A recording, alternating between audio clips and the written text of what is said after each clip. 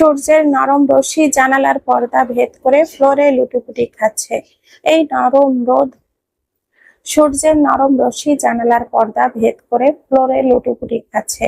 এই নরম রোদ গায়ে পড়লে চামড়া ঝলসে যায় না, বরং সময়টা শীতকাল হলে আরাম লাগে। তবে এখন শীত নয়, মেজরের রুমে এক ফালি রোদ উঁকি মেরে আছে। এই একটু রোদের ঝলক ইসমার গালে এসে পড়ল। এখন সকাল 7টা বাজে। ইসমার চুলগুলো সব বালিশের উপরে ছড়িয়ে ছিটিয়ে আছে। উসামা খন্দকারের চক্ষু মন শীতল হয়ে এলো প্রিয়তমার সকালের স্নিগ্ধ মুখখানি পরিদর্শন করে। এত সুন্দর লাগে কেন এই চেহারা? মেজরের এক হাতের বাহুতে মাথা রেখে শুয়ে আছে তার প্রাণ প্রিয়া। ডান হাত দিয়ে স্বামীর গেঞ্জির এক অংশ আঁকড়ে ধরে আছে। ইসমা জানেই না, এক জোড়া চোখ তার ঘুমন্ত মুখ দেখে যাচ্ছে তৃপ্তি নিয়ে। সেই চোখে ইসমার জন্য গভীর মায়া, না বলা ভালোবাসা আর আত্মবিশ্বাসের কেন্দ্র।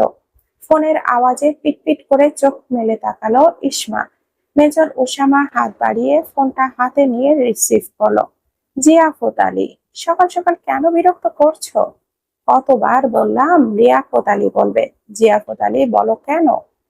মানুষ মারা যাওয়ার 4 দিন পর বা 40 দিন পর যেই আয়োজন করে ওইটাকে মানুষ জেফত বলে, কিন্তু মূলত শব্দটা হচ্ছে জিয়াফত।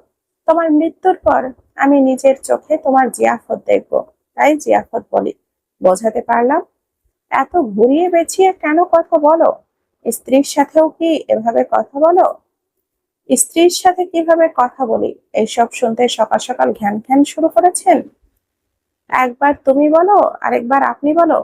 তোমার কথা এমন কেন মেজর? কল কাটেন, আজকে চলে যাব, বিরক্ত করবেন না। এক একটা সেকেন্ডও গুরুত্বপূর্ণ। কল কেটে ফোনটা যথাযথ স্থানে রেখে ঝট করে দাঁড়িয়ে গেল। ফিরে আসলো বারান্দা থেকে গামছা নিয়ে। শুকনো গামছা দিয়ে ইসমার চুলের আগা ভালো করে মুছিয়ে দিল। চুলের আগায় পানি জমে আছে কেন? জানি না, সবসময় চুলের আগায় পানি জমে থাকে, অথচ চুলের গোড়া শুকিয়ে যায়। ড্রেসিং টেবিল থেকে চিরুনি নিয়ে আধা ভেজা চুলগুলো আঁচড়ে দিল যত্ন করে। তুলি আর টুসির চুল আঁচড়ে দিতাম মাঝে মধ্যে। ওরা চুলকে কাকের বাসার মতো করে রাখতো। মা শুধুই রাগারাগি করতো ওদের চুল দেখে, তাই আমি অথবা খালামণি বা আপু চিরুনি করে দিতাম। আমার মনে আছে একবার মা টুসিকে মারতে নিচ্ছিল চুলের বেহালা দশা দেখে।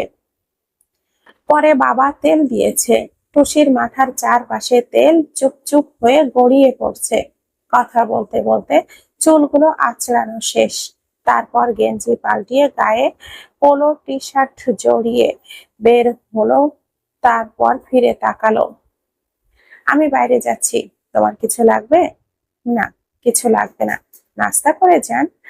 হ্যাঁ, নাস্তা করে গেলেই ভালো হবে, আসতে একটু দেরি হতে পারে। তোমাকে এমন দেখাচ্ছে কেন খাতুন? ইসমা আমতা আমতা করে বলল, আমার উঠতে দেরি হয়ে গেছে, যদি সবাই অন্যরকম কিছু মনে করে। বাড়ির বউ তো, তাড়াতাড়ি উঠতে হয়। দেওয়ালে হেলান দিয়ে উসামা খন্দকার দাঁড়িয়ে মৃদু হাসি ঝুলিয়ে বলল, তুমি এই বাড়ির বউ, এটাই সবচেয়ে বড় পরিচয়। ছেলের বউরা কাজের জন্য শুধু আসে। আমার মা আর খালামণি এমন কিছুই মনে করেন না। আমার সাথে চলো, দেখবে তোমাকে প্লেটে নাস্তা বেড়ে দিয়েছে। আচ্ছা, লিয়াকত আলীকে? আমার বন্ধুর বাবা। শত্রুর মিত্র হয় এই দুইয়ের মাঝে সম্পর্ক। তার সাথে আমার। একজন আরেকজনের টক্কর দিতে পারি, তবে সরাসরি ফাইট করতে পারি না। আস্তে আস্তে সব জেনে যাবে। ছোট মাথায় এত চাপ না নিয়ে আমায় একটু ভেবো। আপনাকে একটু কেন ভাববো? তাহলে কি বেশি বেশি ভাববে? আমি তো চাই তুমি বেশি বেশি ভাবো। আমাকে ভাবতে গিয়ে আমার অনুপস্থিতির শোকে কাঁদলেও আমি খুশি হব। মন বলবে, আহারে, আমার খাতুন আমার জন্য কাঁদছে। এটা যেমন ব্যথা তেমন শান্তিও বটে। তুমি আমার জন্য কাঁদবে ভাবতেই যেন কেমন আনন্দ লাগছে গো। ইসমা গোল গোল চোখে তাকিয়ে আছে। কিছু বলতে নিবে তার আগেই মেজর বলে উঠল, আমার বিরহে কাঁদবে না? একটুও কাঁদবে না? ইসমা হ্যাঁ বা না কিছু বলার আগেই মালিহা খানম এসে বলেন, আসমান, তোরা খাবি না বাবা? ইসমা তাড়াতাড়ি খেতে আয়। তোর কি ক্ষুধা লাগে না মেয়ে? মালিয়া খানম, মানজিয়া খানম, তারা দুজন ইসমাকে তুই করেই বলে।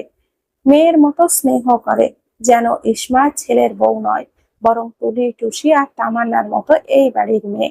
ব্ল্যাক ডায়মন্ডের কথা অনুযায়ী তাই ঠিক হলো।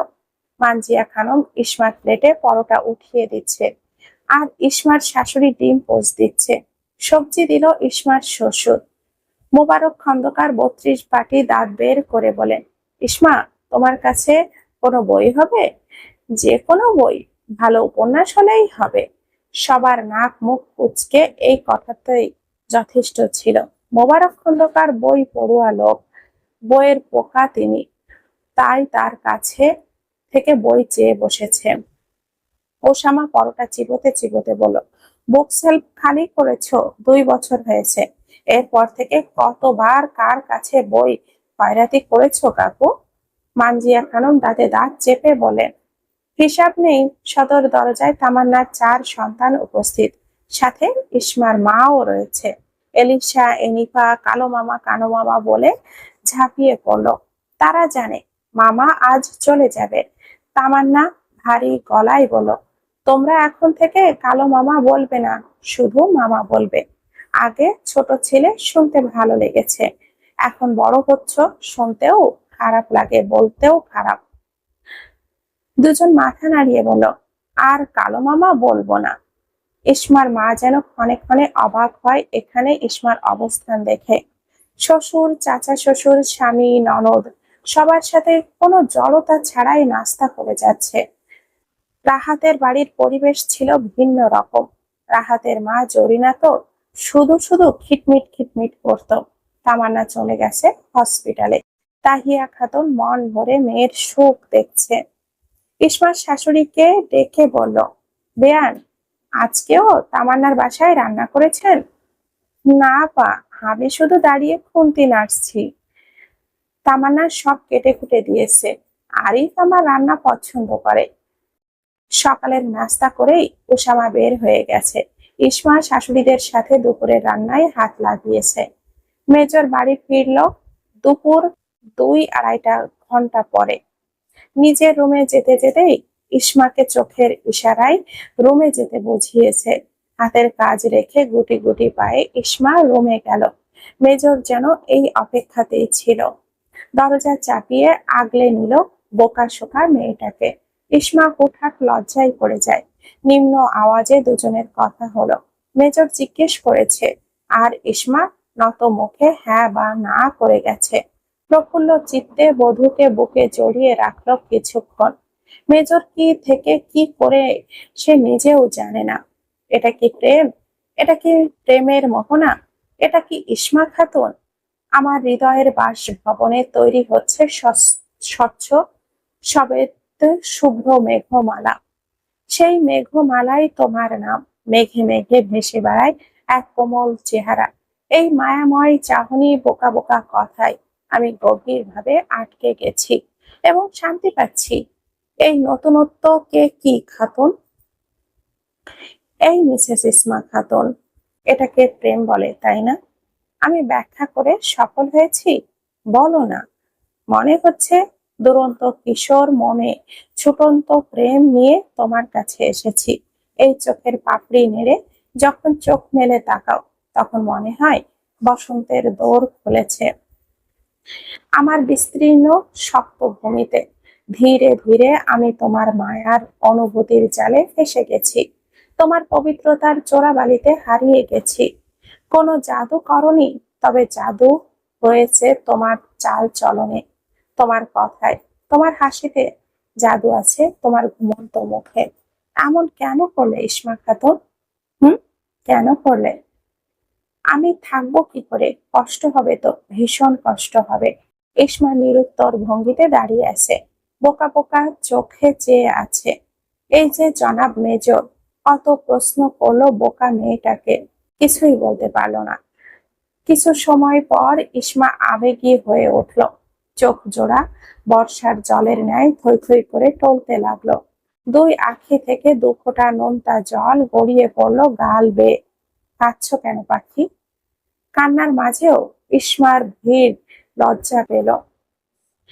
পাখি বলে ডেকেছে, তাও কত মধুর সুরে।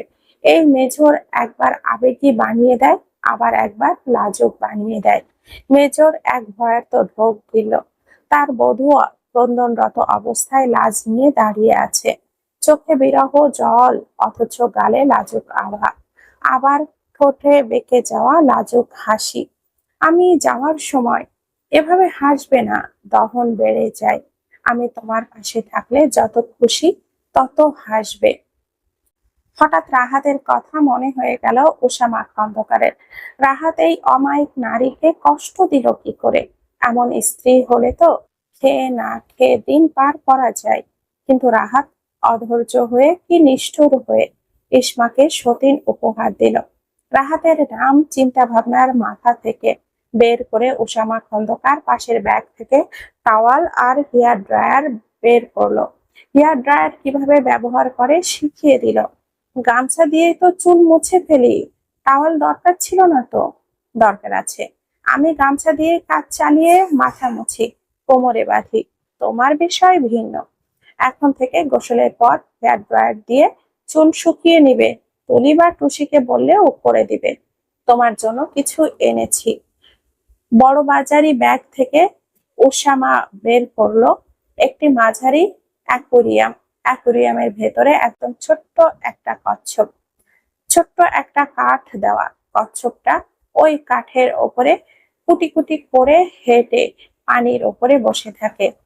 ছোট্ট কিউট পিচ্চি সাইজের একটা কচ্ছপ। ইসমা কথা বলতেও ভুলে গেছে। একবার স্বামীর দিকে তাকায়, আরেকবার কিউট বিউটি কচ্ছপটার দিকে তাকায়। ইসমার মুখের দিকে তাকিয়ে মেজর ওসামা খন্দকার যেন ভুলেই গেছে তার সামনে থাকা এই মেয়েটি একসময় যাতনায় মোড়ানো ছিল। মেজরের মন বাগানে সদ্য কলি ফোটা পুষ্পের শিশির বিন্দুর কণা ঝলমল করছে ইসমার গোল গোল চোখের আজব ভঙ্গি দেখে। এই যে ইসমা ধীরে ধীরে হাসি প্রসারিত করলো, তা যেন মেজরের বাগিচায় কলিগুলো আরো ফুটন্ত হয়ে উঠলো। ধ্যান ভাঙলো ইসমার কথায়। মুখে হাত দিয়ে অতীব আশ্চর্য হয়ে বলছে, এর আগে আমি কচ্ছপ দেখেছি, নদীর ধারে জেলেদের জালে আটকা পড়েছিল। ওইটা বড় ছিল, আমার কাছে ভালো লাগেনি। কিন্তু পিচ্চি কচ্ছপটা এত সুন্দর কেন? এগুলো হলো তোমার কচ্ছপের খাবার। 3 বেলা খাওয়াবে। 2 প্যাকেট কচ্ছপের খাবার এনেছি। আমি ফিরতে ফিরতে এতে হয়ে যাবে। আর যদি আমার বাড়ি ফিরতে দেরি হয়, তবে বাবা কাকুকে কে বলবে, কেউ এনে দিবে। অ্যাকুরিয়াম ইকরামের কোচিং সেন্টারের পাশেই এইসব জিনিসপত্র পাওয়া যেয়ে থাকে, ওকে বললেও এনে দিবে। আমি একটু ওকে ধরি, আহ্লাদী কিশোরীর মতো করে কথাখানা বলল ইসমা। মেজরের যেন হাসি পাচ্ছে বইয়ের এক এক সময় এক এক রূপ দেখে। একবার বোকার মতো তাকিয়ে থাকে, একবার কাঁদে, আর একবার ঠোঁট উল্টে অনুরোধ করে কচ্ছপটাকে ধরতে। বড্ড ভালো লাগছে ওসামার কাছে স্ত্রীর এই হরেক রকম কাণ্ড। রোদে ঘামে ক্লান্ত দেহ টেনে রাহাত ঘরে ফিরেছে। গোডাউনের কর্মচারী আজ আসেনি, তাই তাকে পরিশ্রম করতে হয়েছে। গলা শুকিয়ে চৌচির, কলের পানি গলা ভিজলেও আত্মা শীতল হচ্ছে না। গায়ের ঘরমাক্ত শার্ট খুলে বেল গাছে লাগানো রশিতে ঝুলিয়ে সুমির উদ্দেশ্যে বলল, 1 গ্লাস শরবত বানিয়ে দিতে। রাহাত উদম গায়ে বেল গাছের নিচে বসেই রইল। শরবত তো দুধ, শরবতের নাম গন্ধও নেই। অধৈর্য হয়ে ঘরের ভেতরে গিয়ে দেখে সুমি টিভির ভেতরে ঢুকে আছে। টিভিতে যেই অনুষ্ঠানটা চলছে সেই অনুষ্ঠানে মনে হয় সুমি হারিয়ে গেছে। ঘর সংসারের খবর নেই। রাইহান বালিশ ছাড়া খাটে বাঁকা হয়ে শুয়ে আছে। রাহাতের ইচ্ছে করলো একটা লাঠি দিয়ে প্রথমে টিভিটা ভাঙতে, তারপর সুমির মাথা ফাটাতে। রাইহানকে বালিশে ঠিক করে শুইয়ে দিয়ে আবারও বাইরে চলে গেল। বেল গাছের নিচে পাটিতে ধপ করে বসে পড়ল। জরিনা শরবত এনে সামনে রেখেছে। জরিনার মুখে অসহায়ের ছাপ। রাহাত টিনের ঘরের দিকে দৃষ্টিটি দিতেই বুকের ভেতরে তীব্র যন্ত্রণা হানা দিল টর্নেডোর গতিতে। এই টিনের ঘরে ইসমা একা একা থাকতো। কোনোদিন রাহাতকে এক রাত থাকতে বলেনি। কোনোদিন রাহাতকে একটা বিকাল সময় উপহার দিতে বলেনি, কোনো অধিকার দেখায়নি। মলিন মুখে কাজ করে নিজের মতো থাকতো। সে সুমি আর রাইহানকে এক এমন সুখের মাঝেই ছিল যার কারণে প্রথম নারীর অবহেলা তার চোখে ধরা দেয়নি। আজ রাহাতও অবহেলার পাত্র। রাহাতের সব কাজে সুমি অবহেলা দেখায়। রাহাতের বুক মুহূর্তে মুহূর্তে কামড় দিয়ে ওঠে। বেলগাছের ওপরে একটি কাক কা কা করে ডাকছে সমান তালে। এই কাকও যেন রাহাতকে কটাক্ষ করছে। রাহাতের ভেতরকার জ্বলন শুধুই বাড়ে কমার বদলে। বিড়বিড় করে নিজ মনে বলে ফেলল, ইসমা, আমার ইসমা, ফিরবে আমার কাছে? ফিরে এসো না, একদম ভালো হয়ে যাব, আগের মতো হয়ে যাব, ফিরে এসো। আদতে কি ইসমা ফিরবে? ইউনিফর্মে প্যান্ট পরে নর্মাল গেঞ্জি গায়ে দিয়ে ব্যাগ কাঁধে ঝুলিয়ে যাওয়ার প্রস্তুতি নিচ্ছে মেজর উসামা খন্দকার। ক্যাপটা ব্যাগে ঢুকিয়ে সবার দিকে ফিরে তাকালো। মালিয়া খানম কেঁদে কেঁদে একসা, মানজিয়া খানম মন খারাপ করে দাঁড়িয়ে আছে। উসামা আগে খালামণির কাছ থেকে বিদায় নিয়ে মায়ের কাছে আসলো। মাকে সান্ত্বনা দিয়ে শাশুড়ির কাছে এসে বলল, মা যেমন আমার মাথায় হাত রেখে দোয়া করে দেয়, আপনিও দিন, আপনিও তো আমার আরেকজন মা। এই বলে মাথা নিচু করে ফেলল। তাহিয়া খাতুন মেয়ের জামাই মাথায় হাত রেখে দোয়া করে দিলেন। তার চোখেও অশ্রু টলমল করছে।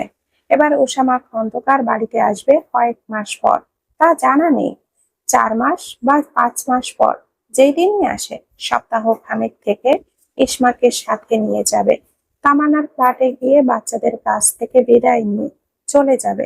মনটা তখনও ঘুরে ফিরে খন্দকার বাড়ির দিকেই ছুটছে। মনকে দমিয়ে রাখতে না পেরে প্রেয়সীকে আরেকবার দেখার লোভে নিজের রুমে চলে গেল। ইসমা বিরস মুখে গালে হাত